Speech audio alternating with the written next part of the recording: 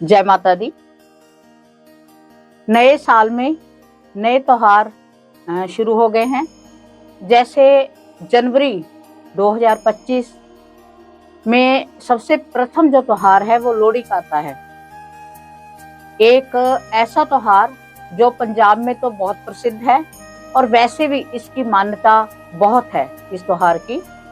तो सबसे बड़ी बात ये है कि ये एक ऐसे शुभ योग में आ रहा है जिसमें भगवान श्री रामचंद्र जी का जन्म हुआ था।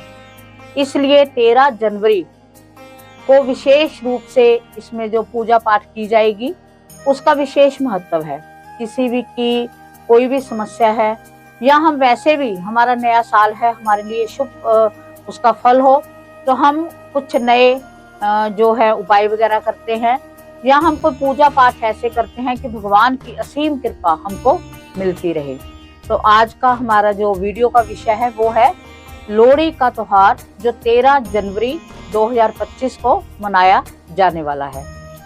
इस त्योहार की विशेष रूप से महत्ता क्या है कि जो मुगलों के समय में थे, दुल्ला भट्टी थे, उन्हीं की ये गाथा है। वो बड़े वीर योद्धा थे।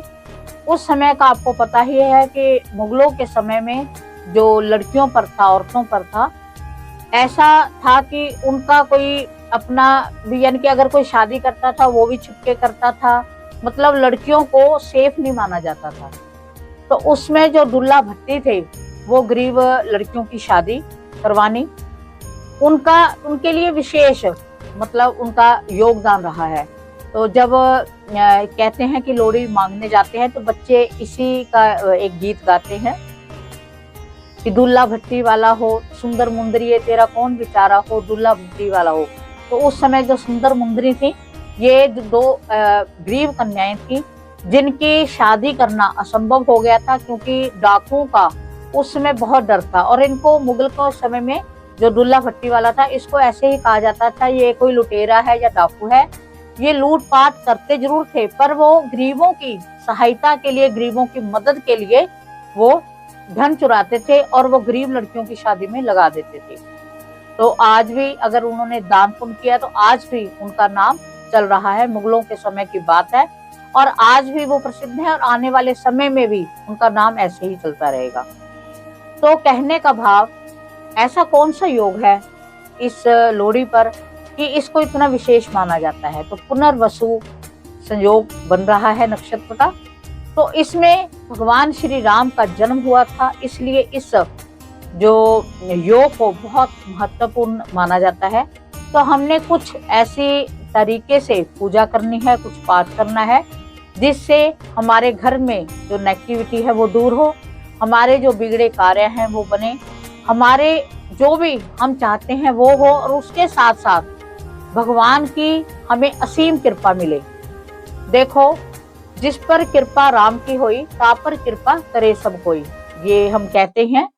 तो जिस पर भगवान राम की, जिस पर माँ जगदम्बा की, भगवान की कृपा हो गई है, उस पर कृपा अपने आप होती चली जाती है, सभी की होती है। क्योंकि जो बुरा कहते हैं कि वक्त है वो तब तक चलता है जब तक भगवान हमारे साथ नहीं चलते या भगवान का साथ नहीं होता। और अच्छा वक्त जब चलता है तो भगवान की साक्षात कृपा होती है। अपने आप जो हमारे से दूरी रखते थे वो हमारे नजदीक आने लग जाते हैं। तो ऐसा होता है भगवान की कृपा का। जब भी आप कोई भी पाठ पूजा करो, कुछ भी आप करो, सबसे प्रथम आपका मांगने का है। मांगने के लिए आपकी जो कामना है वो मांग सकते हो, संकल्प ले सकते हो। पर अगर आप अपनी भगवती की, अपने भगवान की, जिसको आप मानते हो, अपने इष्ट देवता की कृपा चाहते हो, तो उनसे कहो कि हे भगवान, मुझे आपका आशीर्वाद चाहिए, प्यार भरा, आपका आशीष भरा। मेरे जो बिगड़े कार्य हैं मुझे बताने की जरूरत नहीं है, आप मेरे इष्ट हो, आपने मेरे बिगड़े कार्य स्वयं अपने आप ही करने हैं। तो आप देखना, आपके इस मांगने से, इस प्रकार अगर आप मांगते हो तो भगवान आपको बहुत कुछ दे देते हैं। हो सकता है कि हमने कोई एक आधी चीज मांगनी हो, पर जब वो देते हैं तो वो फिर देखते हैं कि मेरे बच्चे की नीड क्या है ना। तो ये होती है कृपा। और माँ तो इतनी दयालु है कि माँ तो बच्चे का जब रुदन सुनती है तो ना तो उसको रात की नींद अच्छी लगती, ना उसे खाना अच्छा लगता, क्योंकि उसका जन्म ही उसकी ममता में जो रूप है, जो उसके अंदर ममता भरी हुई है, वो रूप ही ऐसा है कि अपने आप बिना मांगे वो सब कुछ दे देती है, शर्ते हमें विश्वास होना चाहिए। तो कहते हैं कि अगर मानो तो पत्थर भी भगवान है, और ना मानो तो साक्षात आपके सामने कोई खड़ा हो वो भी कुछ नहीं है। तो आज हम जो लोहड़ी के विषय में चर्चा कर रहे हैं, तो आपने लोहड़ी पर ऐसे कौन से उपाय करने हैं जिससे आपके ऊपर माँ जगदम्बा की, माँ भगवती की, भगवान श्री कृष्ण की, भगवान शिव की विशेष कृपा हो। तो आपने सबसे प्रथम जो है कि दान का विशेष महत्व है। इसमें जो होता है कि तिल वगैरह दान, मकर संक्रांति में भी वही दो त्योहार आ जाते हैं। ठंड का मौसम है, जब सूर्य है उत्तरायण में चले जाते हैं, तो आज के बाद में लंबे दिन शुरू हो जाते हैं, दिनों का बढ़ना शुरू हो जाता है।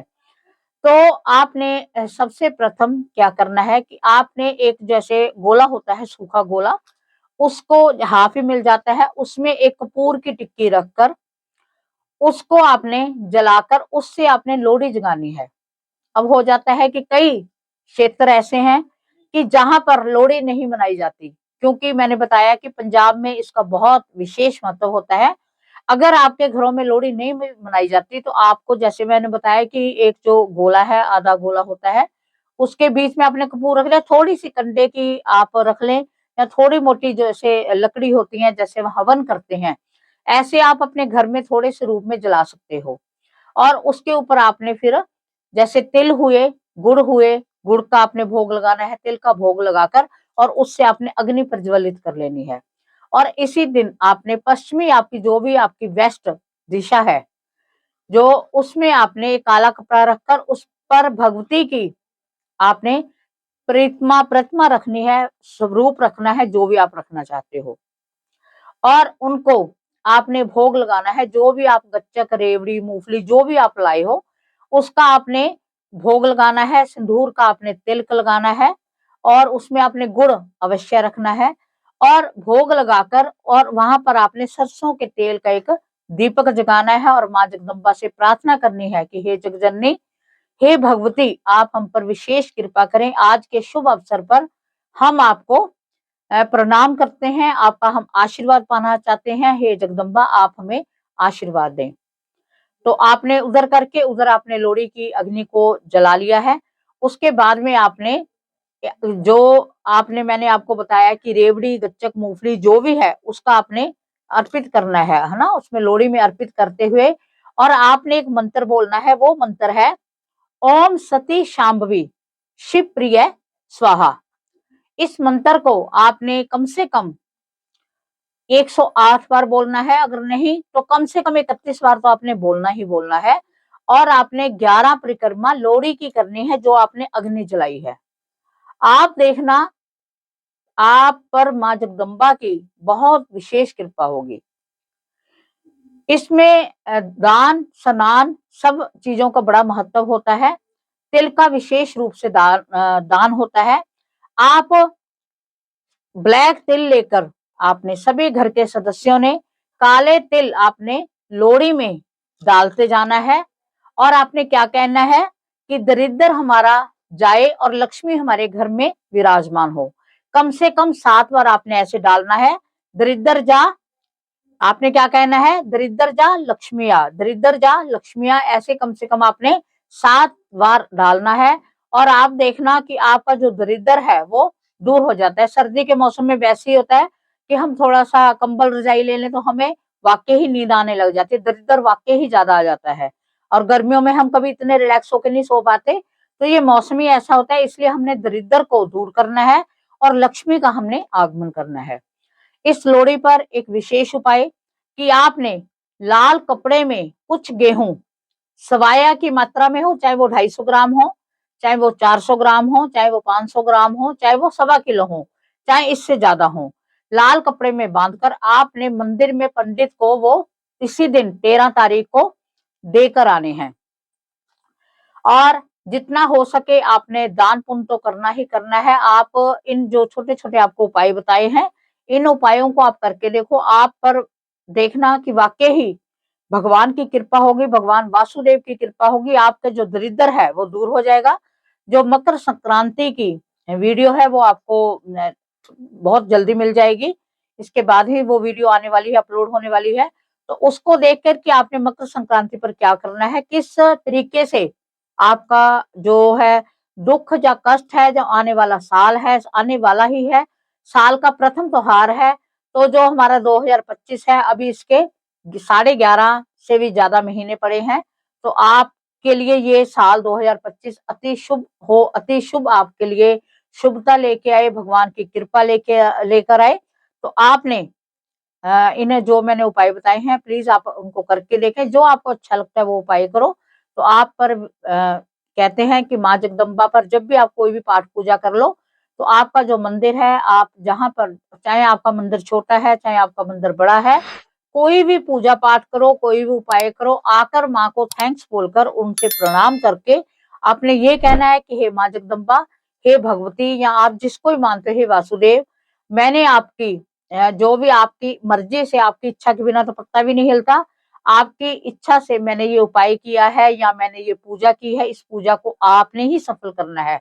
आपकी मुझे विशेष कृपा चाहिए। जब आप माथा झुकाओगे तो माँ जगजननी आपके सिर के ऊपर अवश्य हाथ रखेंगी। तो उम्मीद है कि आपको ये जो वीडियो है बहुत पसंद आई होगी। तो चैनल को ज्यादा से ज्यादा सब्सक्राइब करो, शेयर करो, जो सभी इसका लाभ ले सके। और मेरी तरफ से आप सभी को लोहड़ी की हार्दिक शुभकामनाएं।